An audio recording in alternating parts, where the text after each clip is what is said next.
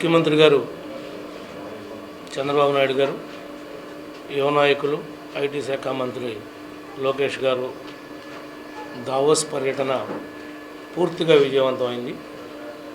అనేక కంపెనీ ప్రతినిధులతో చలిని చేయటం లెక్క చేయకుండా ప్రయత్నం చేసినటువంటి విధానాన్ని మనం రోజు కూడా చూసాం. ఈ రోజున ఆంధ్రప్రదేశ్ రాష్ట్రం దేశంలోనే మొట్టమొదటి అభివృద్ధి చెందే రాష్ట్రంగా తయారు చేయడంలో ఏ రకమైనటువంటి సందేహం లేదు.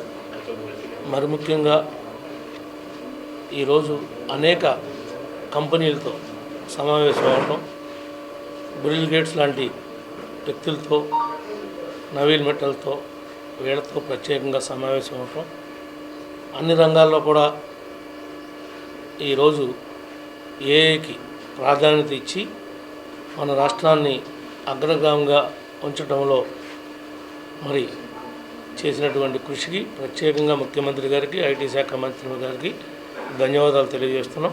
యువగళం కూడా మరి 2వ సంవత్సరం పూర్తయింది. దాని సందర్భంలో కూడా ఆయనకు ప్రత్యేకంగా అభినందనలు తెలియజేస్తున్నాం.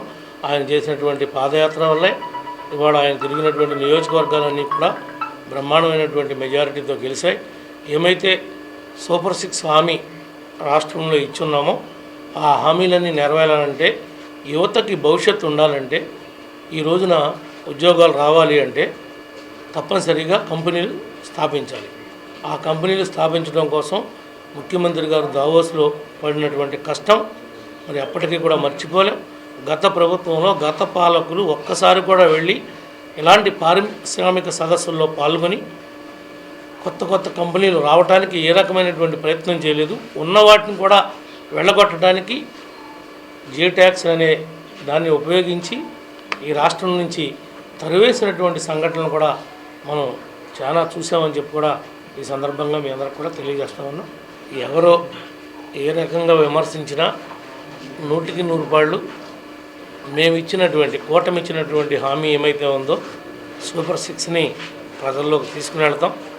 దాంట్లో ఊరికనే రాజకీయంగా పబ్బం గడుపుకోవడానికి ఎవరైనా విమర్శలు చేయొచ్చేమో, కానీ మేము ప్రజలకు జవాబుదారీ, మమ్మల్ని నమ్మి కూటమిని నమ్మి ప్రజలు ఓటేశారు కాబట్టి మేము తప్పనిసరిగా నెరవేర్చాల్సిన బాధ్యత మా మీద ఉంది.